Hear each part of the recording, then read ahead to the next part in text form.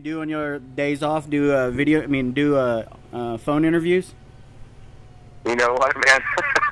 It seems that way. You know what? Usually not. Usually I try to do all this kind of stuff on show days, but it's impossible on Warped Tour because you can't schedule anything because you never know what time you're going to play.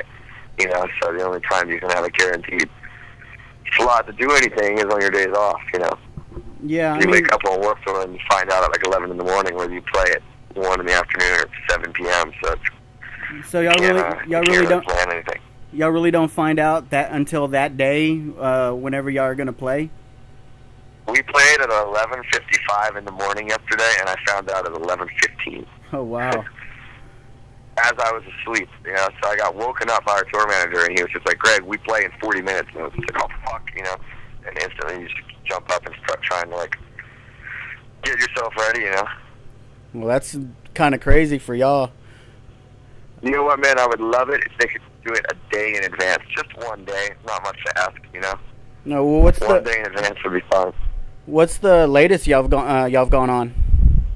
We've gone on last and we've gone on first, you know? So we've gone on... The last band that plays is still relatively early, so I think the last band starts at 7:30. So we started at 7:30 and we started at 11:55 in the morning. Yeah, that's what I've noticed. The Warped Tour ends pretty early in the evening. Yeah, I mean, it has to set up. It has to start setting up by 8 in the morning the next morning. So that's pretty much the reason for it. I mean, it's a pretty impressive festival in the way that they take everything down and have it all set up again in a different city. Sometimes like a 9-hour drive away, you know, and they still manage to get it. It's not like they have like 2 crews that are like setting up a day ahead of time. They set up, you know, the morning of the show, which is pretty insane. But they manage to pull it off every day. Yeah, I was at the San Antonio show and was realizing even before the last bands went on, they were already had everything already tore down. Yeah, they'll start tearing down at around 6:30. They'll start, you know, sort of picking things apart, and then I mean, it's incredible how quickly the place turns into like a ghost town after the last band is over. They fucking move, man. They have the whole thing down within like an hour, and then and packed up and ready to go. It's crazy. Cool. So you're about halfway through this year's Warped Tour. How have things been going? Great, man. We're picking up steam. It seems like every day our shows are getting better and better. We're playing better. You know, we're right now we're on the East Coast, obviously, so the audiences are a little bit, you know, heavier in our favor, which is good since we're from this way. But it's been really good, man. At first, it was a little tough because it was for, you know, not only were we not playing to our audience, which we're extremely used to, so it was a little shocking at first to realize that like most of the people don't know who we are, and it was also really, really difficult to get into a groove of playing at a different time every day because you really get used to playing at like 10 p.m. every night, and your body starts to, you know, revolve itself around needing a ton of energy at that time. So you'll start waking up at a certain time every day. And then when I get off of tour, I get like an insane burst of energy at like 10 or 11 p.m. every night just because I'm so used to it. But on this tour, it's like, you know, it's such a crapshoot that it's like you really can't fucking ever get into a groove, man. Like you can't get, you know, an eating time or like a waking up time or going to bedtime or anything, any kind of normalcy at all, you know. So that was the hardest thing to get used to, really. Crazy. All right, let's get to the band itself and everything. You guys had an extensive career running close to 15 years now. What would you say is the biggest factor to your long-running success? Sure.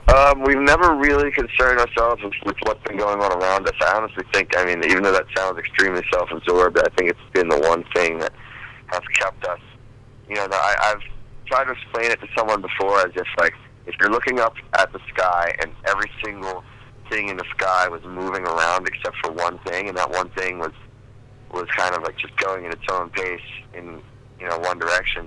At first you would pay attention to all the things that were, you know, going crazy, and then after a while you'd be like, hey, wait a minute, you know, what's that thing that's you know, not deviating from the course? And I think that's what's really mattered for us, is that we've managed to carve out, instead of trying to become a part of a scene or become a part of a trend, we've managed to just carve out our own niche and slowly keep adding people to it, and to the point where now, you know, the Don't Escape plan stands for a certain attitude, it stands for a certain style of music. It's very easy to tell when someone's ripping us off.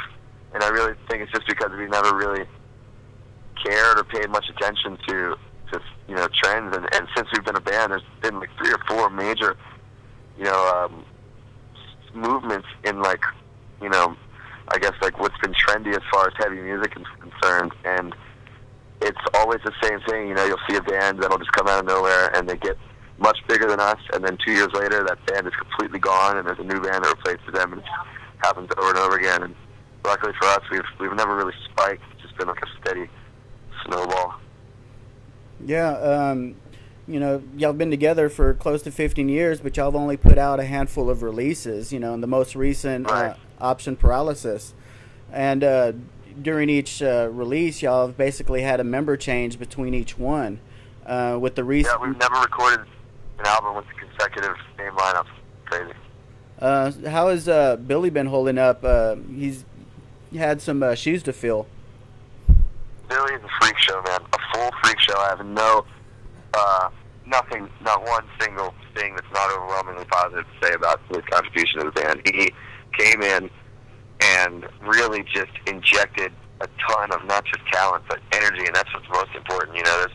There's people out there that can play this stuff. There's honestly not a ton of people out there that can play this stuff really well, but out of those people, a lot of them are really focused on the technicality and not on the attitude or the energy, whereas Billy, the technicality and the talent part of it is something that, he views as a tool, but the attitude and the energy is where his focus lies, and that's what's important, because that's always been the same with the rest of us. We get a lot of attention for, I don't know, whatever people call it, being techie or our music being difficult or something like that. And that's always been a tool or a means to an end. It's never been the point.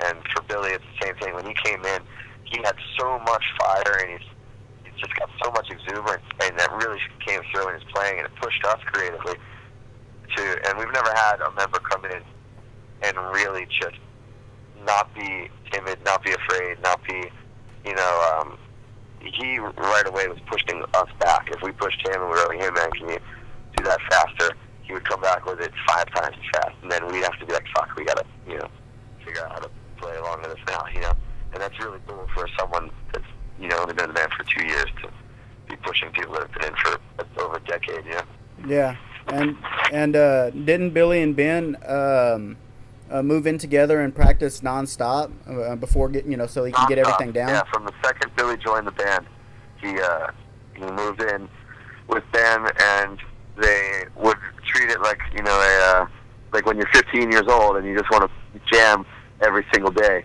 We went from having practice days like normal bands where you get together on like a Tuesday or Thursday or practice, to those two literally waking up, playing all day long, stopping to eat, going back to playing until, the cops would come and tell them to turn it down, or a neighbor would knock on the door and tell them to, shut up.